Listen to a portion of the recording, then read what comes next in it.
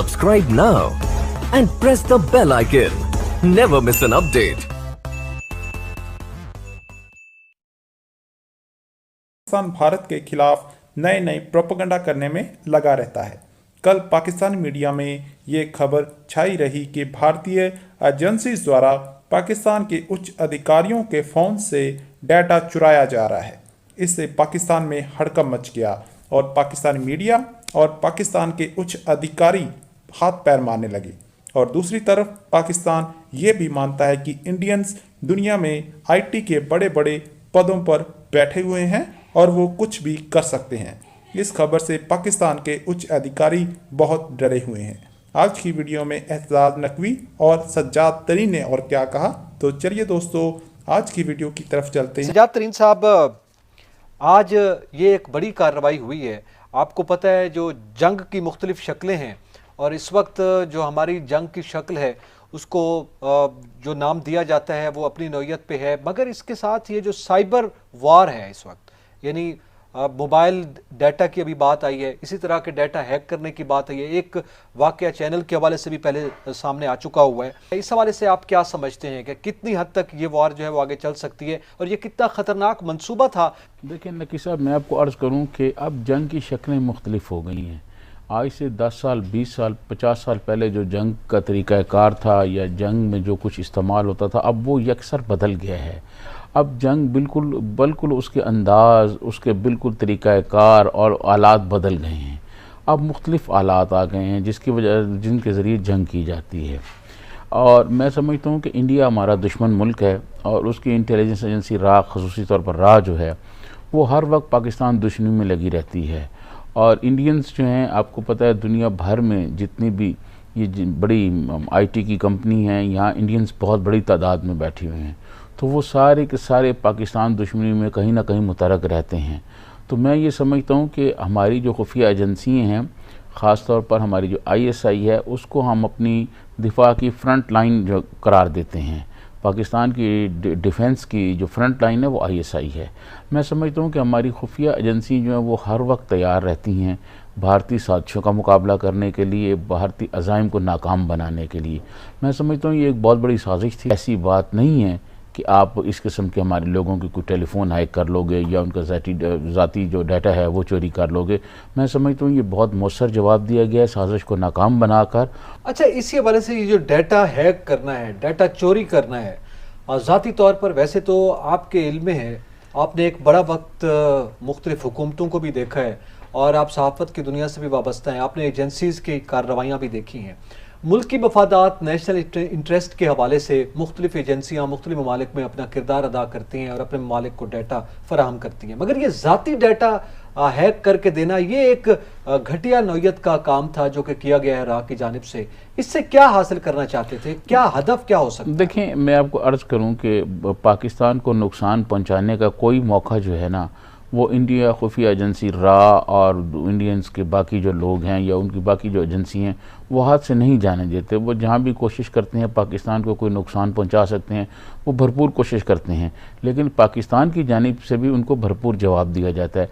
देखें, मैं आपको अर्ज़ करूं कि हम पाकिस्तान को बने हुए 72-73 साल हो गए हैं।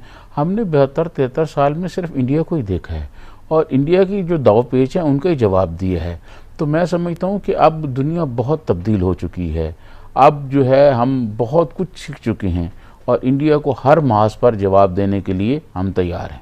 अच्छा, इस तरह की जो कोशिश की जाती है कि वो बिलखसूस हमारे अस्करी हुकाम की और अहम शख्सियात का डाटा हैक करने के बाद यकीनी तौर पर उनका कोई हदफ होगा, वो कुछ मालूमात जो है ज़ाहिर है चोरी करके कोई ना कोई नुकसान पहुँचाना चाहते होंगे, मगर इस वक्त जब हम साइबर क्राइम की बात करते हैं जिसके तहत ये कार्रवाई की जाती है उसको क्राइम कहा जाता है, इसी तरह जो ये कार्रवाई की जाती है ये भी आज बेनकाब हुई है, इसके क्या असरात मुरतब हो सकते हैं आलमी सतह? देखें, मैं आपको अर्ज़ करूं कि हम हर सतह पर, हर जगह पर इंडिया का हर वार नाकाम बनाने के बाद हम आलमी दुनिया को ये बताते हैं कि देखें इंडिया क्या कर रहा है, इंडिया क्या नुकसान पहुंचा रहा है। और ये मैं आपको अर्ज़ करूं कि हमारी तो, क्योंकि इंडिया हमारा दुश्मन है, वो करता रहता है, ये दुनिया भर के ममालिक के दरमियान इसी किस्म की महाज़ाराई जारी रहती है। आपको याद होगा सदर ट्रंप ने चाइना की कई कंपनियों को जो है उस पर बैन किया हुआ है और उनके दरमियान एक महाज़ाराई चल रही है। इसी तरह सदर ट्रंप के जो इलेक्शन के दौरान जो है वो रशियन मुख्तलिफ कंपनियों पर इल्ज़ामात लग गए कि उन्होंने ये किया, ये तो चलता रहता है ये। लेकिन इसके लिए जवाब के लिए तैयार रहना ये एक बहुत बड़ा, मैं समझता हूँ, कारनामा होता है, ताकि हमारे मुल्क को नुकसान ना हो।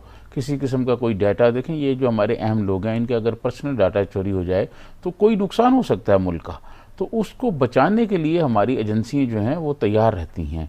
लेकिन इंडिया क्योंकि हमारा दुश्मन मुल्क है और वो भी कोशिश में लगा रहता है, कहीं ना कहीं इंडियंस जो आईटी में हैं उनके बहुत दुनिया भर में लोग बैठे हुए हैं, उनकी एक लॉबी है वहाँ पर, तो वो मैं समझता हूँ। लेकिन ये सारे अज़ाइम हम उनके नाकाम बनाते रहें और इंशाल्लाह आइंदा भी बनाएंगे, इसमें कोई परेशान होने वाली बात नहीं है। आपने एक बड़ी अच्छी मिसाल दी, रशियन कंपनीज और अमेरिका के दरमियान मामला डाटा के हवाले से था। चाइना और अमेरिका के दरमियान भी डाटा और मालूमात की शेयरिंग के मामला चलते रहे, उस पर पाबंदियां लगाई गई अमेरिका में कुछ इस नौयत के इल्ज़ामात लगाकर, और आलमी सतह पर जो है वो इक़दाम किए जाते हैं और वो आलमी सतह पर उसको जस्टिफाई समझा जाता है। अच्छा, अक़वाम मुत्तहिदा मौजूद है, उसके भी ज़ाहिर है कुछ SOPs मौजूद हैं, साइबर क्राइम के हवाले से लाज आलमी सतह पर भी बन गए हैं। इसके बाद क्या ये मुमकिन है कि पाकिस्तान आलमी सतह पर यह आवाज़ बुलंद करे कि इस नौयत के जो डाटा चोरी करने की बात की जाती है, तो साइबर क्राइम्स के जो लॉज हैं उनका नफाज किया जाए इंडिया पर, उस पर कुछ किसी नौयत की पाबंदी जो आयत की, कम से कम मुतालबे की हद तक हम कर सकते हैं ये बात? देखें, मैं आपको अर्ज़ करूँ कि जब ये ख़बर आई तो इसके बाद मैंने मुख्तलिफ साइबर क्राइम के लॉ के जो माहिर लोग हैं, मैंने उनसे बात की, तो उन्होंने मुझे ये बताया कि देखें इस किस्म की चीज़ें जो हैं ये चलती रहती हैं, मुख्तलिफ मुल्कों के दरमियान चलती रहती हैं, और दुनिया भर में लोगों को ये बताया भी जाता है कि जनाब ये हमारे साथ हो रहा है। तो मैं समझता हूँ इसमें पाकिस्तान जो है, ये अभी तो तहकीकात होगी, इस तहकीकात में फिर और बहुत सारी चीज़ें सामने आएंगी। तो जैसे जैसे चीज़ें सामने आती जाएंगी, मेरे ख्याल में हमारी पाक अफवाज की जानिब से जैसे आज बताया गया है वो बताएंगे, उनका तर्जुमान बताएगा कि वो क्या करना चाहते थे, और वो जो डाटा चोरी करना चाहते थे ज़ाती किस्म का, वो उसके किन मकासद के लिए था उनके। ये इंशाल्लाह अगले 2-4 रोज़ में आप देखिएगा, जब अगले हफ्ते हम प्रोग्राम कर रहे होंगे तो बहुत सारी तफसीलात हमारे सामने आ चुकी होगी। अच्छा, साइबर वर्ल्ड एक और वर्चुअल दुनिया है और इसमें मुख्तलिफ नौयत के इक़दाम चाइना ने किए हुए हैं अपने मुल्क में। एक तो डाटा हैक ना हो, ना आलमी सतह पर, ना लोकल सतह पे उनके जो डोमेस्टिक अफेयर्स चल रहे होते हैं उनकी भी हसास मालूमात है वो शेयर ना हो। इसी तरह अमेरिका में भी कुछ कवानीन नाफिज हैं, आलमी सतह पे भी हैं। तो हमारे पाकिस्तान में जो साइबर क्राइम के हवाले से डोमेस्टिक सतह पे जो कवानीन है उनमें मज़ीद सख्ती आ सकती है? देखें, मैं समझता हूँ कि उनमें ये बिल्कुल सख्ती आ सकती है। हमारे यहाँ ज़रा चाइना का आपने हवाला दिया, चाइना और पाकिस्तान में चीज़ें ज़रा मुख्तलिफ हैं। चाइना में एक तो 1 पार्टी सिस्टम है और वहाँ पर कम्युनिस्ट पार्टी हैं, मतलब गो कि वो पूरी तरह उस तरह नहीं है जैसे कम्युनिज़म कहा गया है, लेकिन फिर भी वो एक मतलब जो है उसी लाइन की वहाँ हुकूमत है। और मैं समझता हूँ कि उनके यहाँ आज़ादियाँ उस तरह नहीं हैं जिस तरह हमारे यहाँ हैं, उनकी अपनी तरजीहात हैं। हम अभी चाइना के स्टेज पर भी नहीं पहुँचे, चाइना तो काफ़ी तरक्की करके काफ़ी आगे जा चुका है, हम अभी उस तरक्की की उस सतह पर नहीं हैं।